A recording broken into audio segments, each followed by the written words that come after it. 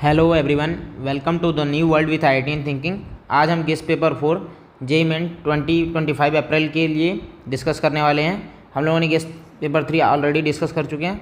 आज हम guess paper 4 discuss करते हैं। तो स्टार्ट करते हैं अपने पहले क्वेश्चन। जो पहला क्वेश्चन है वो हमारा टॉपिक एटॉमिक स्ट्रक्चर का सवाल है। एटॉमिक स्ट्रक्चर का ये सवाल है। क्वेश्चन क्या बोल रहा है?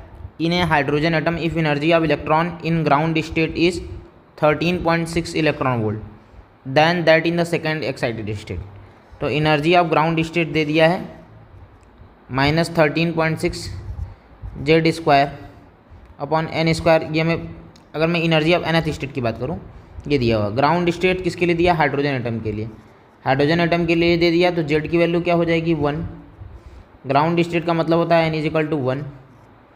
ठीक है, तो E1 हो जाएगा -13.6 1 स्क्वायर अपॉन 1 स्क्वायर, तो -13.6 दिया भी है। और हमें निकालना क्या है? हमें निकालना है सेकेंड एक्साइटेड स्टेट। तो सेकेंड एक्साइटेड स्टेट को बोलते हैं n = 3। क्या बोलते हैं? n = 3। तो इसी फॉर्मूले में रख देंगे।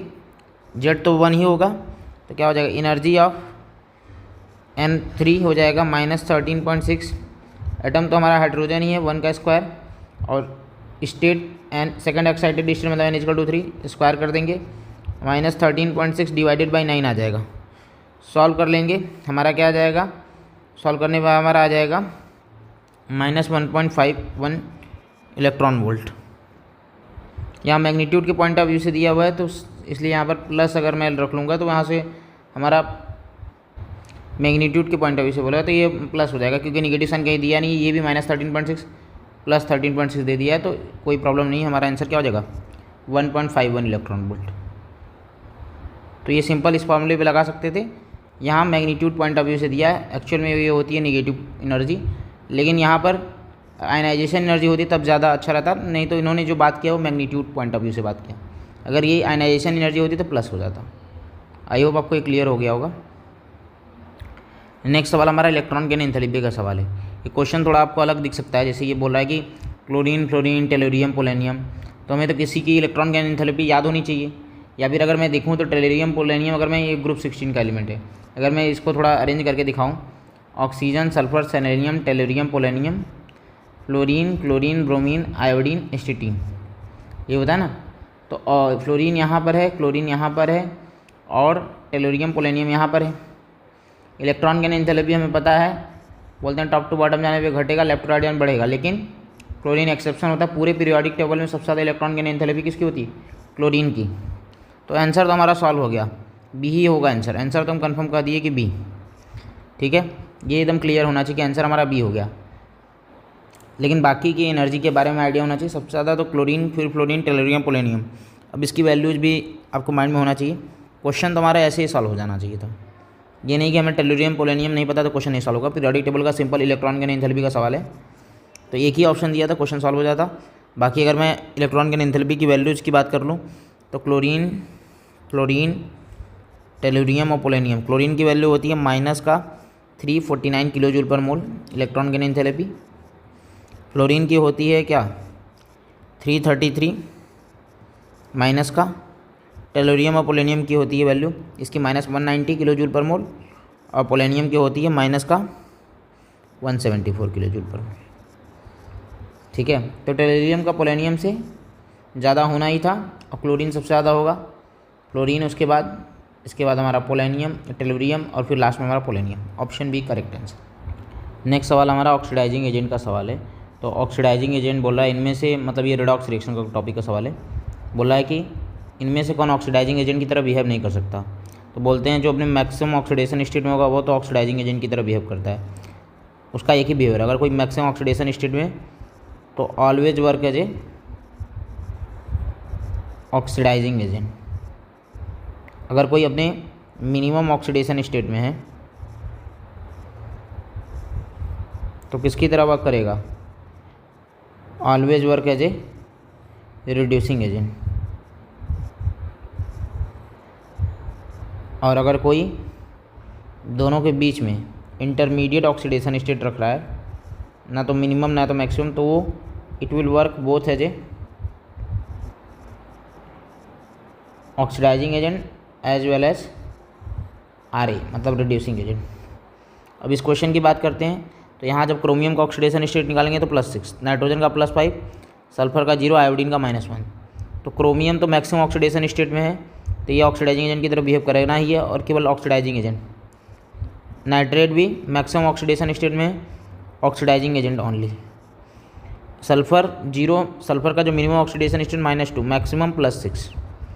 तो ये तो +2 से कि -2 में रिड्यूस हो सकता है, तो मतलब ऑक्सीडाइज, किसी को ऑक्सीडाइज कर सकता है, तो ये कर सकता है, इंटरमीडिएट का है। तो दोनों की तरह का work as a OA as well as Ra। लेकिन जो हमारा I- है -1, ये अपने मिनिमम, आयोडीन का मिनिमम ऑक्सीडेशन स्टेट -1, मैक्सिमम +7। तो -1 वाला क्या करेगा, only work as a reducing agent. -1 वाला क्या करेगा, केवल रिड्यूसिंग एजेंट की तरह बिहेव कर पाएगा। तो ऑप्शन हमारा क्या हो जाएगा, option A is the correct answer. Next सवाल क्या कर रहा है, in which of the following process the bond order increase and the paramagnetic character changes to diamagnetic one. ये केमिकल बॉन्डिंग के सवाल है, this is a question of chemical bonding.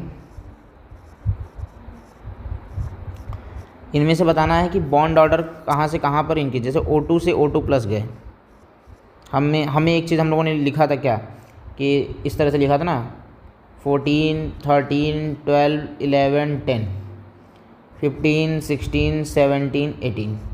मैंने इसके बॉन्ड ऑर्डर की वैल्यू लिखा था, ये नंबर ऑफ इलेक्ट्रॉन है, ये बॉन्ड ऑर्डर है। तो 10 इलेक्ट्रॉन के लिए मैं 14 के लिए बोला था 3, और 0.5 घटाते जाओ, 2.5, 2, 1.5, 1, यहाँ हो जाएगा 2.5, 2, 1.5, 1। तो ये हमारा बॉन्ड ऑर्डर की वैल्यूज़ हो गई, ठीक है। This is the values of the bond order. अब मुझे क्या करना है, बताना है कि इनमें से O2 से O2+ गया तो बॉन्ड ऑर्डर क्या होगा। तो O2 में नंबर ऑफ इलेक्ट्रॉन 16 है, और O2+ में नंबर ऑफ इलेक्ट्रॉन 15 है।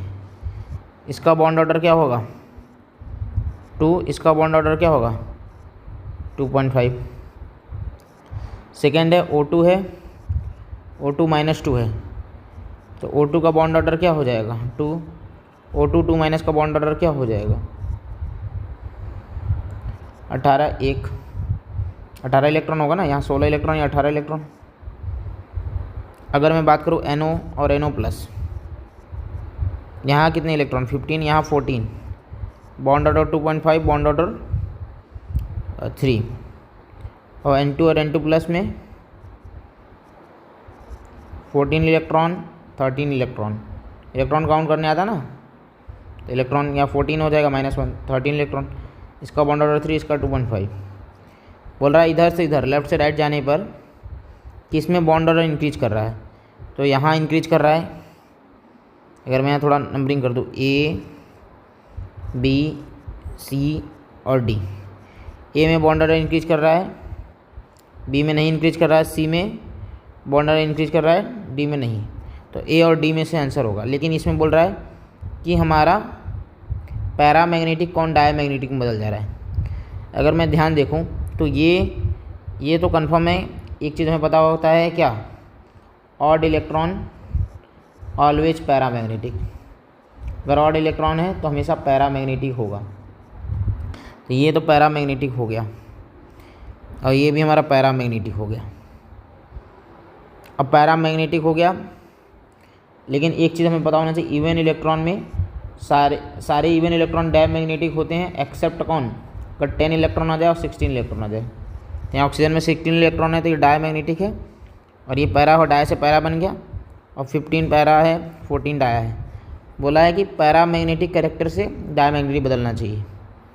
तो किस में होगा, ये हमारा ऑप्शन C में होगा ना, पैरा से डाया। यहाँ क्या हो रहा है, ये दोनों पैरा है, 16 इलेक्ट्रॉन भी पैरा है, O2+ भी, तो ये पैरा, तो ये नहीं होगा, ये पैरा से डाया 12, ऑप्शन C में होगा। तो आंसर C इसका करेक्ट आंसर हो जाएगा। नेक्स्ट सवाल हमारा क्या करा है, दो रिएक्शन, कुछ रिएक्शंस दे दिए। रिएक्शन नंबर 1 दे दिया H2+ हाफ O2 से H2O liquid, H2+ half O2 से H2O गैस, और ΔH रिएक्शन का दे दिया हुआ -241.8 किलो जूल पर मोल दोनों के लिए दे दिया। इसके लिए -285.9, इसके लिए बोल रहा है molar enthalpy of vaporisation of water. तो वाटर मतलब H2O लिक्विड से हमारा किस में बदल रहा है, H2O वेपर में। तो H2O लिक्विड से अगर H2O वेपर में बदल रहा है तो हमारा डेल्टा H की वैल्यू क्या होगी। तो ये रिएक्शन 1 दे दिया, दिस इज रिएक्शन 2, ठीक है। तो molar enthalpy of vaporisation of water कितना होगा, हमें क्या करना होगा, इन दोनों रिएक्शन से ये लाना है। कैसे लाएंगे, हमें H2O लिक्विड इस साइड में चाह रहा है, मतलब हमें सेकेंड माइनस फर्स्ट करना होगा। अगर मैं reaction second minus reaction first कर दूंगा तो हमें डिजायर्ड ये मिल जाएगा H2O लिक्विड से molar enthalpy of vaporisation of water. इसका मतलब होगा हमें लिक्विड को इसका डेल्टा H वेपराइजेशन निकालना है। तो इन दोनों रिएक्शन को अगर मैं माइनस कर दूंगा हमारा सॉल्व हो जाएगा। तो रिएक्शन 2 - 1 करने पर हमारा डिजायर्ड ये रिएक्शन मिलेगा। इसी को बोलते हैं molar enthalpy of vaporisation of water. Water का वेपराइज करके उसको बना दिया, H2O लिक्विड का H2O गैस में बदल दिया। यहाँ H2O लिक्विड लेफ्ट साइड में है तो यहाँ इसमें से इसको माइनस करना पड़ेगा, सेकंड माइनस फर्स्ट करेंगे तब ये आ पाएगा। तो इसकी वैल्यू क्या हो जाएगी डेल्टा H की, -241.8 माइनस का 285.9। तो -241.8 प्लस का 285.9 सॉल्व करने पे आ जाएगा 44.1। ये डेल्टा H आ जाएगा और किलो जूल पर मोल हमारा आंसर हो जाएगा। तो delta H is equal to 44.1 kilo joule per mole. तो इसमें कैसे सॉल्व करना है क्वेश्चन समझ में आ रहा होगा, उम्मीद कर रहा हूँ कि हमें रिएक्शन फर्स्ट और रिएक्शन सेकंड दिया है, हमें मोलर इंथैल्पी ऑफ वेपराइजेशन बोला है, H2O लिक्विड से H2O गैस में बदल दिया, सेकंड माइनस करेंगे 1 फर्स्ट करेंगे तो ये रिएक्शन आ जाएगा और डेल्टा H की वैल्यू दोनों को माइनस करके हमारा आंसर क्या आ गया 44.1 kilo joule per mole. Option C is the correct answer. Next सवाल हमारा थर्मोकेमिस्ट्री का सवाल है, थर्मोडायनेमिक्स का ही कह सकते हैं। बोल रहा है the difference between the reaction enthalpy change and the reaction internal energy for the reaction. एक रिएक्शन दे दिया है, उसके लिए हमें डिफरेंस निकालना है, delta H minus delta U निकालना है। ये निकालना है, हमें पता है फॉर्मूला क्या होता है, delta H is equal to delta U plus delta NG/RT। तो delta H minus delta U क्या हो जाएगा, डेल्टा NG/RT। ये निकालना है। डेल्टा NG इस रिएक्शन के लिए लिखें तो ये 15 है, यहाँ 12 + 6 18 है। तो delta NG product minus reactant होता है तो क्या हो जाएगा, अच्छा ये भी लिक्विड है तो लिक्विड को नहीं केवल गैसेस को काउंट करेंगे तो 12 - 15 हो जाएगा -3। डेल्टा NG -3 हो गया। R की वैल्यू दी हुई है 8.314, टेम्परेचर कितना दिया हुआ है 300 केल्विन। मल्टीप्लाई कर देंगे, ठीक है, आ जाएगा सॉल्व करने में -7482.6 किलो जूल पर मोल आ जाएगा। क्या आ जाएगा, जूल पर मोल। तो यहाँ ऑप्शन हमारा क्या हो जाएगा, option D is the correct answer. तो बस इस फॉर्मूले में पुट करना था और मल्टीप्लाई कर लेना था। आई होप आपको क्लियर हो गया होगा। नेक्स्ट सवाल हमारा डिग्री ऑफ डिसोसिएशन HA का निकालना है। तो डिग्री ऑफ डिसोसिएशन का फॉर्मूला तो ये होता है अल्फा इजिकल टू λm/λ0m, यही फॉर्मूला लगेगा, ठीक है। अब हमें क्या करना है, λ0m यहाँ से आ जाएगा NaCl HCl और Na की वैल्यू दी हुई है। इससे हम क्या निकाल लेंगे, हमें HA निकालना है यहाँ से इसकी मदद से। तो HA अगर λ0m HA निकालना है तो हमें क्या करना होगा, λ0m of HCl plus λ0m of Na minus λ0m of NaCl करना होगा। इसको सॉल्व करेंगे तो आ जाएगा 429.5 माइनस 126.4 प्लस 100.5, ये वैल्यूज रख देंगे, ये आ जाएगा 50 अरे 400 साइमन सेंटीमीटर स्क्वायर पर मोल। अब हमें λm चाहिए तो λ0m निकल गया। λm क्या होता है, λm equal to K × 1000/C। K conductivity दिया हुआ है 5 × 10⁻⁵ इंटू 1000/C की वैल्यू 0.001। इसी को सॉल्व कर लेना है। सॉल्व करने भी आ रहा है 50 साइमन सेंटीमीटर स्क्वायर पर मोल। तो ये 50 आ गया, λ0m 400 आ गया। इसको डिवाइड कर देंगे, 50 डिवाइडेड बाई 400 1/8 और 1/8 का मतलब होता है 0.125। तो ऑप्शन सी हमारा करेक्ट आंसर हो जाएगा। नेक्स्ट सवाल काफ़ी अच्छा सवाल है। इस तरह के सवाल काफ़ी JEE मेंस के इंपॉर्टेंट सवालों में से आते रहते हैं केमिकल काइनेटिक्स का। ये एक्टिवेशन एनर्जी बेस्ड क्वेश्चन है। क्वेश्चन क्या कह रहा है, the rate of a reaction quadruple when the temperature changes from 300 to 310 kelvin, the activation energy of the reaction is assume activation energy and pre exponential factor are independent of temperature, L N की values दी हुई है। ठीक है, तो इस तरह question को किस तरह करेंगे, इसके लिए एक फॉर्मूला होता है, वो फॉर्मूले से हम क्वेश्चन को कर लेते हैं। फॉर्मूला क्या होता है, फॉर्मूला ये होता है L N K2 by K1 is equal to EA upon R 1 upon T1 minus T2 1 upon T2। L N K2 by 1 K1, ठीक है। Quadruple, the rate of reaction quadruple मतलब 4 गुना हो जा रहा है, मतलब ये रेट कांस्टेंट हमारा 4 गुना बढ़ जाएगा इनिशियल का। तो अगर ये 4 K1 टाइम्स हो जाएगा तो 4/1 हम कर सकते हैं। हमें निकालना है यहाँ क्या है, हमें एक्टिवेशन एनर्जी ये निकालना है। आर की वैल्यू सबको पता है 8.314, 1 अपॉन T1 मतलब इनिशियल टेम्परेचर 300 माइनस 1 अपॉन 310। इसको सॉल्व कर लेंगे। ln4 की वैल्यू अगर मैं निकालूँ तो इसको मैं लिख सकता हूँ 2ln2 EA अपॉन 8.314। इसको मैं करूँगा तो ये आ जाएगा 310 माइनस 300 आ जाएगा 10 डिवाइडेड बाई 300 इंटू 310। सॉल्व कर लूँगा, यहाँ से आ जाएगा EA is equal to 2ln2 की वैल्यू 0.693, पूरी वैल्यू मल्टीप्लाई हो जाएगी 8.314 multiply by 300 multiply by 310 divided by 10। इसको सॉल्व कर लेंगे, ठीक है। इसको सॉल्व करने पे हमारा जो आएगा वो जूल में आएगा, 1000 से इसको डिवाइड भी कर देंगे तो सॉल्व करने में हमारा आ रहा है 107.2 किलो जूल पर मोल। इसको सॉल्व करने पे आ जाएगा, तो ऑप्शन ए हमारा क्या हो जाएगा, करेक्ट आंसर हो जाएगा। तो ये फॉर्मूले क्वेश्चन काफ़ी आते रहते हैं, activation energy based chemical kinetics का सवाल। नेक्स्ट सवाल हम आपका रहा है इसमें से pH bond, the pair that contain 2 pH bond in each of the following oxygen acid. तो स्ट्रक्चर हमें पता होना चाहिए, सबका स्ट्रक्चर बनाने आना चाहिए। स्ट्रक्चर हम बनाते हैं बारी बारी से, तो हमारा पहला स्ट्रक्चर है किसका, H4O2O5 का स्ट्रक्चर हमें बनाने आना चाहिए। इसका मैं बनाऊंगा तो इसका स्ट्रक्चर इस तरह से होता है, यहाँ POP लिंकेज होगी, OH OH HH, यहाँ कितने 2 pH बॉन्ड है, ये तो हमारा आंसर हो जाएगा। H4P2O5 में जो भी होगा वो होगा। बाकी को देख लेते हैं, H4P2O6 कैसे बनता है, H4P2O6 इस तरह से बनता है, यहाँ PP बॉन्ड होता है, सारी जगह OH होगा, तो यहाँ कोई pH बॉन्ड होगा ही नहीं, यहाँ 2 pH बॉन्ड होंगे,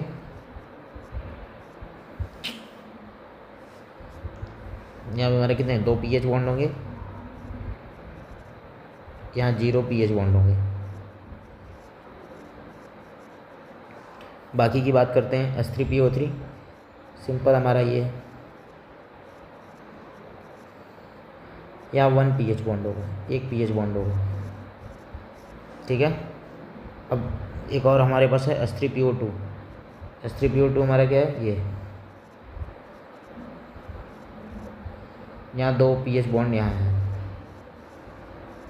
अब देख लो किस किस ऑप्शन में है, तो जहाँ H4P2O6 है वो ऑप्शन तो पहले ही चला गया, H3PO3 वाला भी ऑप्शन चला गया, तो H3PO3 वाला ऑप्शन चला गया, H3PO3 वाला ऑप्शन चला गया, H4P2O6 वाला भी ऑप्शन चला गया, ये दोनों ऑप्शन भी हमारा करेक्ट आंसर हो जाएगा। H3PO2 ये वाला 2 pH बॉन्ड, और एक हमारा क्या हो जाएगा H4P2O5, ऑप्शन बी हमारा करेक्ट आंसर हो जाएगा। तो ये स्ट्रक्चर पता होना चाहिए था ऑक्सी एसिड का, तब हम क्वेश्चन कर पाते।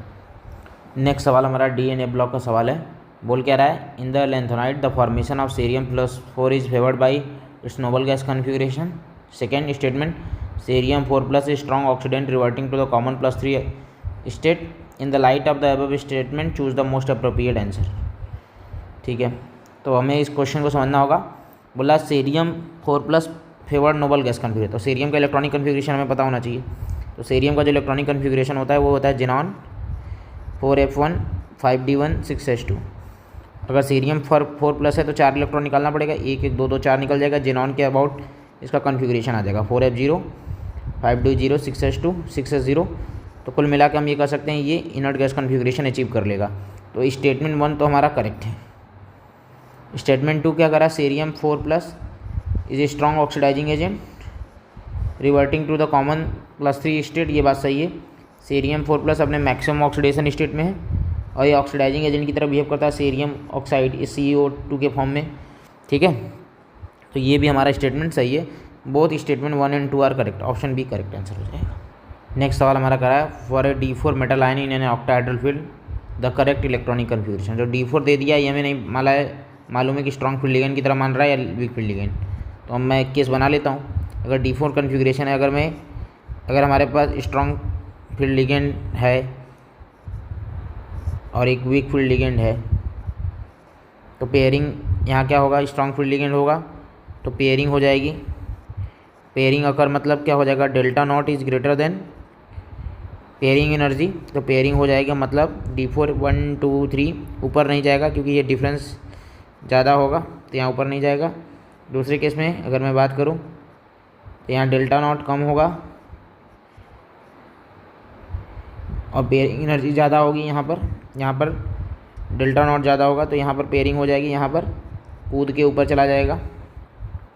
तो अगर delta not greater than pairing energy है तो ये इसको बोलते हैं T2G, इसको बोलते हैं EG, इसको बोलते हैं T2G और इसको बोलते हैं EG। तो अगर स्ट्रॉन्ग फील्ड लिगेंड मान के करूँ और delta not greater than pairing energy मान लूँ, उस केस में क्या हो जाएगा, कॉन्फ़िगरेशन बनेगा T2G4 EG0, इसका कॉन्फ़िगरेशन बनेगा T2G3 EG1। तो देख लेना ऑप्शन हमारे कौन सा आंसर हमारा हो जाएगा। तो T2G4 EG0 जब delta not greater than pairing energy हो, ये तो नहीं होने वाला, ये वाला ऑप्शन तो नहीं होने वाला, ये और ये दोनों ऑप्शन गए। T2G3 greater than T2G3 EG1 तब होगा जब पेयरिंग एनर्जी ज़्यादा होगा। तो ऑप्शन ए हमारा क्या हो जाएगा, यहाँ से करेक्ट आंसर हो जाएगा T2G3 EG1। जब पेयरिंग एनर्जी ज़्यादा होगा तो इलेक्ट्रॉन कूद के ऊपर चला जाएगा, क्योंकि ये कम है, पेयरिंग एनर्जी ज़्यादा है, डेल्टा नॉट कम है, तो हो जाएगा सॉल्व। 11 का ऑप्शन है। नेक्स्ट सवाल करा है कि the magnetic moment of octahedral Mn second complex octahedral homoleptic complex बोला है is 5.9 bore magnetron the suitable ligand. अगर मैग्नेटिक मोमेंट की वैल्यू इतनी हाई आ रही है 5.9 बोर मैग्नेट्रॉन, मतलब अनपेयर्ड इलेक्ट्रॉन, तो हम कंफर्म बोल सकते हैं 5 अनपेयर्ड इलेक्ट्रॉन। अब 5 अनपेयर्ड इलेक्ट्रॉन किसके साथ बनाएगा, वीक फील्ड लिगेंड के साथ बनाएगा। अगर मैं बात करूँ तो इथाइलिन डाइमीन SFL की कैटेगरी में जाता है, CN तो होता है SFL, CO हमारा SFL होता है, केवल वीक फील्ड लिगेंड NCS है जो हमारा WFL होता है। तो वीक फील्ड लिगेंड में पेयरिंग नहीं होगी, यहाँ ही मैक्सिमम अनपेयर्ड इलेक्ट्रॉन 5 पाए जाएंगे MnNCS5 कॉम्प्लेक्स टाइप में, ठीक है। एन ऑक्टाहेड्रल Mn जो भी है, Mn के कॉम्प्लेक्स जो भी बनेंगे, अगर Mn+2 में है तो NCS4 -1 देगा तो ये +2 हो जाएगा, ठीक है। ये कॉम्प्लेक्स तो यहाँ पर हमारा क्या हो जाएगा, 5 अनपेयर्ड इलेक्ट्रॉन आने की चांस है, ठीक है, उससे हम कर सकते हैं। तो ऑप्शन सी हमारा करेक्ट आंसर हो जाएगा क्योंकि NCS weak field ligand. Next सवाल, IUPAC name of the following compound लिखना है। तो या तो हम इसको नंबरिंग 1 करें या इसको नंबरिंग 1 करें। किसको नंबरिंग 1 करेंगे, तो नंबरिंग 1 इसको करेंगे क्योंकि यहाँ ब्रांच ज़्यादा है, तो 1 1 पोजीशन। क्योंकि अगर मैं इसको एग्जांपल ले लेता हूँ, अगर मैं इसको नंबरिंग करता हूँ लोवेस्ट लिगेंड तो 1 2 आ जाएगा, तो 1 पे आएगा, 2 पे 2 पोजीशन, टोटल 5 आ जाएगा। लेकिन अगर मैं इसी को 1 1 नाम दे दिया और इसको 2 दे दिया तो 1 1 + 1 + और ये 2 हो जाएगा। तो हम नंबरिंग ये वाला करेंगे, इसका नाम हो जाएगा अल्फ़ाबेट के ऑर्डर में, तो यही आएगा 2 इथाइल, फिर 1 1 डाई मिथाइल साइक्लोहेक्सेन। मिथाइल क्योंकि बाद में आएगा, E वर्ड पहले आएगा, M वर्ड बाद में आएगा, इसलिए हो जाएगा साइक्लोहेक्सेन, इसका नाम हो जाएगा 2 इथाइल 1 1 डाई मिथाइल साइक्लोहेक्सेन। तो ऑप्शन बी हमारा क्या हो जाएगा, करेक्ट आंसर हो जाएगा। इस क्वेश्चन में बताना है विच of the following compound is not chiral. तो हमें इसका स्ट्रक्चर बनाना पड़ेगा, बारी बारी सबका स्ट्रक्चर बना लेते हैं।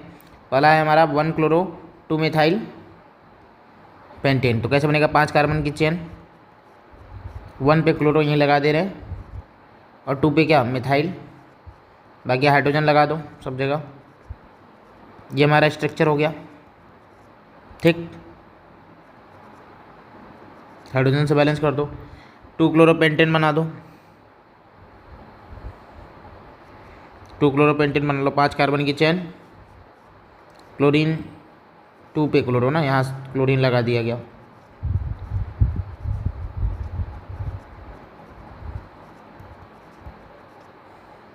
ये ए है, ये हमारा बी है, सी हमारा क्या है 1 क्लोरोपेंटेन,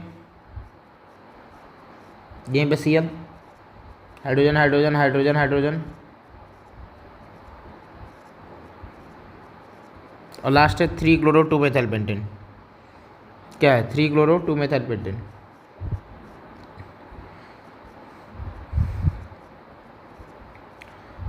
तो इसमें हमें बताना है कौन सा कंपाउंड कायरल नहीं है। तो अगर कहीं भी कायरल होने के लिए क्या होना चाहिए, हर एक कार्बन में 4 अलग अलग ABCD 4 डिफरेंट ग्रुप है, अगर उसमें कायरल सेंटर होगा तो वो कंपाउंड कायरल बोल सकते हैं। तो यहाँ देखो, तो यहाँ पर एक कायरल सेंटर यहाँ मौजूद है, ठीक है। यहाँ पर CH3 ग्रुप है, यहाँ H ग्रुप है, यहाँ ये ग्रुप है और ये ग्रुप है, तो दिस इज कायरल सेंटर। तो ये मॉलिक्यूल कायरल हो जाएगा, कंपाउंड कायरल है। यहाँ पर भी एक कायरल सेंटर है, क्योंकि यहाँ CH3 है, यहाँ हाइड्रोजन है, यहाँ बड़ा सा ग्रुप और Cl, 4 ग्रुप डिफरेंट है, ये कायरल है। इसकी बात करेंगे तो ये भी कायरल है, ये सेंटर कायरल है। अगर मैं बात करूँ यहाँ पर, तो और यहाँ ये ग्रुप है, अगर मैं यहाँ ये अलग ग्रुप है, ये अलग ग्रुप है, यहाँ हाइड्रोजन है, Cl है, लेकिन यहाँ पर कोई कायरल नहीं, क्योंकि यहाँ पर ये कायरल नहीं है, this is not a chiral. क्यों? क्योंकि 2 हाइड्रोजन सेम है, बाकी सब पे तो हाइड्रोजन है ही। तो ऑप्शन हमारा क्या हो जाएगा, 2 क्लोरोपेंटेन 1 क्लोरोपेंटेन, ऑप्शन सी हमारा करेक्ट आंसर हो जाएगा, जो कि कायरल नहीं है, ऑप्शन सी। नेक्स्ट सवाल हमारा कह रहा है, इस रिएक्शन में बताओ कि हमारा प्रोडक्ट क्या बनेगा। तो Cl है, इसमें magnesium metal in presence of dry ether add कर देंगे तो क्या बन जाएगा, ये बन जाएगा MgCl। क्या बन जाएगा, MgCl, और इसमें इथेनॉल दे दिया C2H5OH, ठीक है। तो ये जो होगा R- इस HCl हाइड्रोजनों को खा जाएगा, और हमारा क्या बन जाएगा, साइक्लोएल्केन, जो कि साइक्लोपेंटेन बन जाएगा, ठीक है। तो ऑप्शन हमारा क्या हो जाएगा, option A is the correct answer हो जाएगा इसका, ठीक है। H हाइड्रोजन लेगा ये एल्कोहल के, ऑक्सीजन से जुड़ा हुआ है, तो उसको लेकर ये हमारा साइक्लोपेंटेन बन जाएगा। तो ऑप्शन ए करेक्ट है। नेक्स्ट सवाल इसमें बताना, हमें मैच करना है, तो हम बारी बारी से देख लेंगे कि हमें क्या क्या बनाना है। अगर मैं ये देखूँ तो ये तो C का तो फर्स्ट हो जाएगा, Na2Cr2O7H2SO4 C, ये हमारा फिनॉल से बेंजोक्विनॉन बन जाएगा। तो C का तो हमारा फर्स्ट हो जाएगा। तो C का फर्स्ट किस ऑप्शन में, 2 ऑप्शन में, या तो B होगा या तो D होगा। बाकी देख लेते हैं, ये हमें पता है ये फिनॉल से हमारा इनिसोल NaOH-CH3Cl से बनेगा, तो D का तो सेकंड हो जाएगा। तो D का सेकंड ये इसी ऑप्शन में, तो ऑप्शन D हो गया। बाकी A को देख लेते, A का फोर्थ दिया है, हाँ ये हमारा क्या है, अगर मैं ध्यान से देखूं, और एक हमारे पास OHCHO है, तो A का तो हमारा आ जाएगा फोर्थ, कॉल्वेज इलेक्ट्रोलाइसिस, और बी का हमारा आ जाएगा, ये हमारा कौन सा रिएक्शन है, ये हमारा एक Reimer Tiemann, this is Reimer Tiemann reaction, तो A का फोर्थ हो जाएगा। तो बात समझ में आ रही होगी। ये फिनॉल से हमारा सैलिसिलिक एसिड बनाना है, तो हमें कॉल्वेज इलेक्ट्रोलिसिस NaOH CO2HCl ले लेंगे, ठीक है, A का फोर्थ। फिर उसके बाद अगर हमें फिनॉल से सैल्साल्डिहाइड बनाना है तो NaOHCl3 ले लेंगे, फिर NaOHCl, ये इसको हम बोलते हैं Reimer Tiemann reaction, option B का थर्ड हो जाएगा। सी का हमारा फर्स्ट हो जाएगा Na2Cr2O7H2SO4, और डी का हमारा हो जाएगा सेकेंड NaOHCH3Cl, तो ऑप्शन डी। नेक्स्ट सवाल हमारा कह रहा है कि 50% NaOH हाइड्रोनियम आयन दिया है, बेंजाल्डिहाइड दिया है, HCHO दिया है, तो बताओ कि यहाँ प्रोडक्ट क्या बनेगा। तो एक्चुअल में क्या होता है, इसमें कॉन्सेप्ट ये हमारा क्रॉस कैनिजारो रिएक्शन का सवाल है, क्योंकि अल्फा हाइड्रोजन दोनों में नहीं है। ये हमारे पास CHO है और ये हमारे पास HCHO है। अब NaOH है, OH माइनस है, एक्सेस में कॉन्सेंट्रेट 50% मतलब कॉन्सेंट्रेट अमाउंट में ये। तो यहाँ अब सवाल ये कि OH माइनस किस पर अटैक करेगा। तो OH माइनस जो अटैक करता है वो इस पर अटैक करे या इस पर, तो जो इलेक्ट्रोफिलिक ज़्यादा होगा उस पर अटैक करेगा। यहाँ तो देने वाले एक ग्रुप है बेंजीन, लेकिन यहाँ पर नहीं है, तो यहीं पर अटैक कर देगा। ये हो जाएगा HCO माइनस, और यहाँ पर हमारा OH और यहाँ H। फिर ये क्या होता है कि इसमें बोलते हैं डाई एनायन बनता है, ये इस हाइड्रोजन को ले लेगा तो डाई एनायन बनेगा, फिर ये इसको करेगा, ये इसको बाहर फेंक देगा। तो एक्चुअल में क्या होता है, जिस पर OH जुड़ता है वो उसका ऑक्सीडेशन होता है, और ये इसका हो जाएगा रिडक्शन। तो ये रिडक्शन होकर CH2OH बन जाएगा, और ये हमारा HCOOH बन जाएगा, ठीक है। तो कुल मिला के जिस पर OH माइनस अटैक करेगा वो हमारा एसिड बनने वाला है, और दूसरा हमारा क्या हो जाएगा, हाइड्राइड यहाँ पर जाएगा, ये हाइड्राइड यहाँ से शिफ्ट होकर ये हाइड्राइड यहाँ जाएगा, इसको अल्कोहल बना देगा। तो यहाँ पर एक्चुअल में क्या बनेगा, एक तो जहाँ पर OH माइनस अटैक किया है वो है हमारा फॉर्मल्डिहाइड, वो हमारा HCOH बन गया, और दूसरा हमारा रिडक्शन हो गया। तो एक का ऑक्सीडेशन जिस पर हुआ जाएगा उसका ऑक्सीडेशन, दूसरे वाले का रिडक्शन होता है। आई होप आपको ये क्लियर हो गया। नेक्स्ट सवाल बेसिसिटी का सवाल है। हमारे पास पिरिडीन है, हमारे पास ये रिंग है, पायरोल रिंग है, और ये 6 मेंबर की नाइट्रोजन वाली रिंग है। हमें बताना है कौन सबसे ज़्यादा हमारा बेसिक होगा। तो ये हमारा नाइट्रोजन है, वो sp3 हाइब्रिडाइज है और लोन पेयर लोकलाइज्ड है। ये हमारा हाइब्रिडाइजेशन sp2 है क्योंकि रेजोनेंस में चला गया है, और लोन पेयर डी लोकलाइज है। और यहाँ नाइट्रोजन का लोन पेयर नाइट्रोजन sp2 है और ये भी लोकलाइज्ड है। तो एक चीज़ तो हमें पता होता है क्या, लोकलाइज्ड वाला हमेशा मोर बेसिक होगा डी लोकलाइज से। Delocalise lone pair is more basic than delocalise lone pair. तो लास्ट ऑप्शन तो तुम्हारा आएगा कौन सा, लास्ट ऑप्शन हमारा आएगा थर्ड ऑप्शन। मैं ये बोल सकता हूँ कि सबसे ज़्यादा हमारा लास्ट ऑप्शन कि हम ये हमारा सेकंड सबसे कम बेसिक होगा। और फर्स्ट और थर्ड में अगर मैं बात करूँ तो यहाँ एस कैरेक्टर से एक्सप्लेन होगा क्योंकि लोकलाइज दोनों है। sp2 हाइब्रिडाइज है, एस कैरेक्टर 33%, इलेक्ट्रोनेगेटिव ज़्यादा, थोड़ा सा इसकी बेसिक कैरेक्टर को घटाएगा, तो ये ज़्यादा बेसिक ये हो जाएगा। तो थर्ड हमारा सबसे ज़्यादा बेसिक, फिर फर्स्ट और फिर सेकेंड। तो ऑप्शन बी हमारे पास क्या हो जाएगा, करेक्ट आंसर हो जाएगा। नेक्स्ट क्वेश्चन हमारा बायोमोलिक्यूल का है। हमें इसमें देखना होगा कि रिएक्शंस ऑफ बोलते हैं, रिएक्शन ऑफ हमें जो हमारे सेक्राइड्स है, मोनोसेक्राइड डाइसेक्राइड उन सब का है। तो मोनोसेक्राइड का उसमें ग्लूकोज का दिया हुआ है, एल्डोज शुगर की रिएक्शंस दिए हुए हैं। तो ग्लूकोज है, ग्लूकोज का जब हम ब्रोमीन वाटर से रिएक्शन करते हैं तो वो बनता है ग्लूकोनिक एसिड। तो डी का फर्स्ट एक ही ऑप्शन में, अगर जिसको ये पता था क्वेश्चन सॉल्व, ठीक है। तो बी ऑप्शन हो गया। बाकी को देख लेते हैं। ग्लूकोज HI के साथ NHN बनाता है, तो सी का थर्ड। बहुत ऑप्शन ये सबको याद रहता है तो ये वाला ऑप्शन कर लेते हैं। ग्लूकोज NaSCO3 के साथ कोई रिएक्शन नहीं देता और ग्लूकोज HNO3 के साथ सैक्रिक एसिड बनाता है। तो बी का फोर्थ हो जाएगा, सी का थर्ड हो जाएगा। बाकी हमारा ए का डी का फर्स्ट था ही, तो ऑप्शन बी हमारा करेक्ट आंसर हो जाएगा। नेक्स्ट क्वेश्चन कर रहा है विच of the following will have so highest dipole moment. तो हम क्या करेंगे, इसको हम ब्रेक करते हैं। ब्रेक करने के बाद जो भी हमारा आएगा वो हमारा हो जाएगा। तो जो भी एरोमेटिक आएगा वो हाईएस्ट डायपोल मोमेंट शो करेगा। तो इसको ब्रेक कर देंगे तो ये प्लस O माइनस हो गया, ये एरोमेटिक होता है, ज़्यादा स्टेबल है तो डायपोल मोमेंट ज़्यादा अच्छे शो करेगा। इन दोनों में बात करें तो ये हमारा ये इस तरह बनेगा, ये हमारा इस तरह बनेगा प्लस O माइनस। ये अगर किसी को भी अगर यहाँ प्लस कर दिया O माइनस तो हमारा ये बनेगा। तो अगर मैं देखूँ तो यही हमारा एरोमेटिक स्पीसीज़ है, तो इसका फर्स्ट आंसर यही होगा। क्यों, क्योंकि ये ब्रेक हो जा रहा है। कटायन एनायन में इसको बोलते हैं क्वासी एरोमेटिक, और जो क्वासी एरोमेटिक कंपाउंड होते हैं इसके डायपोल मोमेंट हाई होते हैं। ये क्यों ब्रेक किया, क्योंकि कार्बन ऑक्सीजन ज़्यादा इलेक्ट्रोनेगेटिव है इधर है, इसलिए बॉन्ड इस साइड में टूट जाएगा। तो ऑप्शन ए इसका करेक्ट आंसर। नेक्स्ट सवाल क्या करा है, the number of electron present in all the completely field subshell having n = 4 and s = +½ ये हमारा सवाल है। तो अगर हमें एक चीज़ पता है कि number of cell = number of subcell होता है, ये पता होना चाहिए, ठीक है। अगर n की वैल्यू 4 है तो सबसेल भी, नंबर ऑफ सबसेल भी क्या होगा, 4 होगा। तो 4 में कौन कौन से सबसेल होंगे, एक 4s होगा, एक 4p होगा, एक 4d होगा, एक 4f होगा। अगर मैं टोटल इलेक्ट्रॉन की बात करूं तो 4s इसमें 2 इलेक्ट्रॉन, 4p में 6 इलेक्ट्रॉन, d में 10 और f में 14, ठीक है। तो इसमें ये टोटल 2 इलेक्ट्रॉन भर सकते हैं। तो अगर मैं बना के दिखाऊं 2, p में इस तरह 6, d में 10,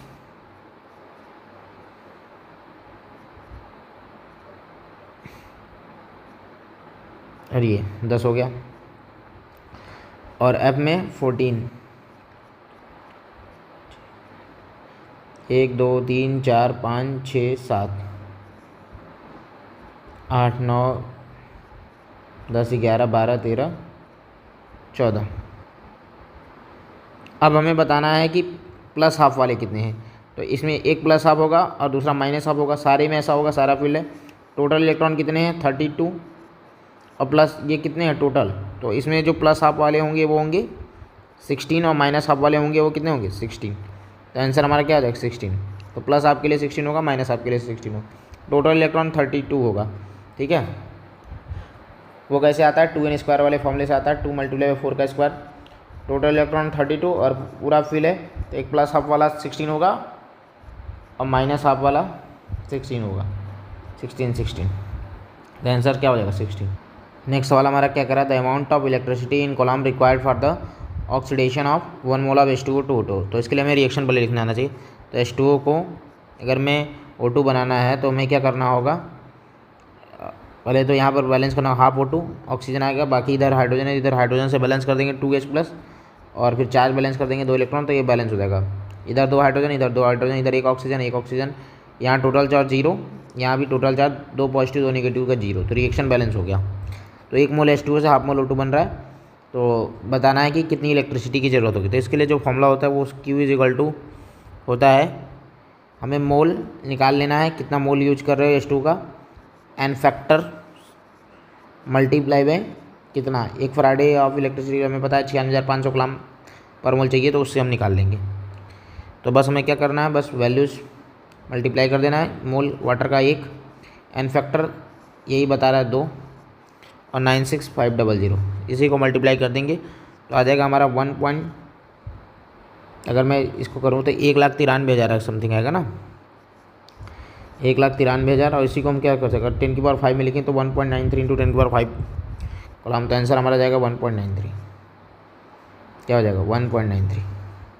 नेक्स्ट सवाल हमारा करा है, इनमें से बताओ number of compound among the following which contain sulphur as a heteroatom. तो हमें सबका स्ट्रक्चर पता होना चाहिए।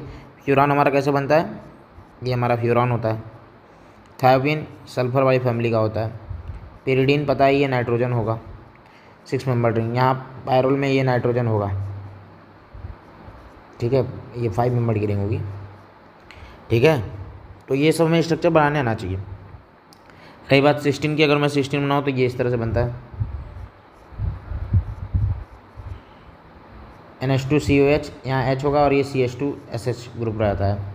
अगर मैं बात करूँ लास्ट ऑप्शन जो हमारा है टायरोसिन, तो टायरोसिन हमारा बनता है ये, बेंजीन की रिंग होती है, CH2 NH2 COOH और यहाँ पर हमारा OH, ये हमारा होता है टायरोसिन। तो सल्फ़र देख लो, यहाँ एक है और एक यहाँ है, 2 ही कंपाउंड होंगे जहाँ पर हमारा क्या होगा हेटेरोएटम सल्फ़र होगा, बाकी सब जगह नाइट्रोजन दिख रहा है, ऑक्सीजन दिख रहा है, कार्बन की चेन तो है ही। नेक्स्ट क्वेश्चन क्या करा, mass of ethylene glycol antifreeze to be added to 18.6 kg of water to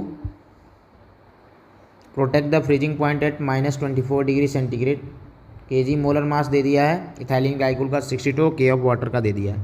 ये कॉन्सेप्ट हमारा है।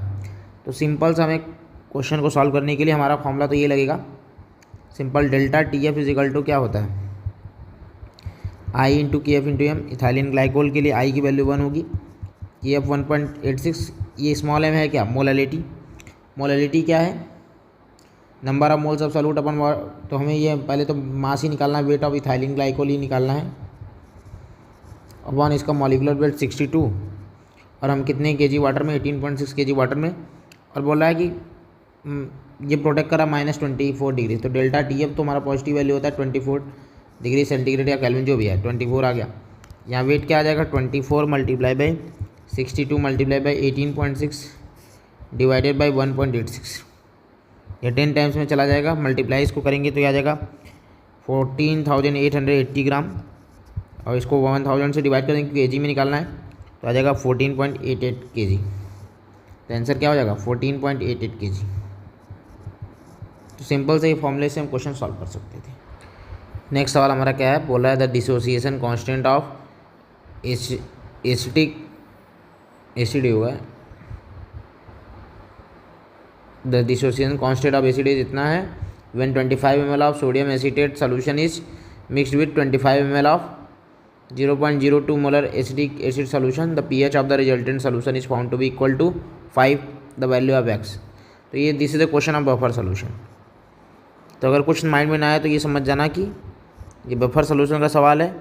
तो बफर सोल्यूशन में क्या होता है, pH is equal to pKa plus log concentration of क्या, हमारा जो भी कॉन्जुगेट बेस होगा या उसको बोलते हैं एसीटेट आयन, और उसका अपॉन एसिड हो जाता है, तो सॉल्ट बाय एसिड भी बोलते थे। ये फॉर्मूला लगता है, ठीक है।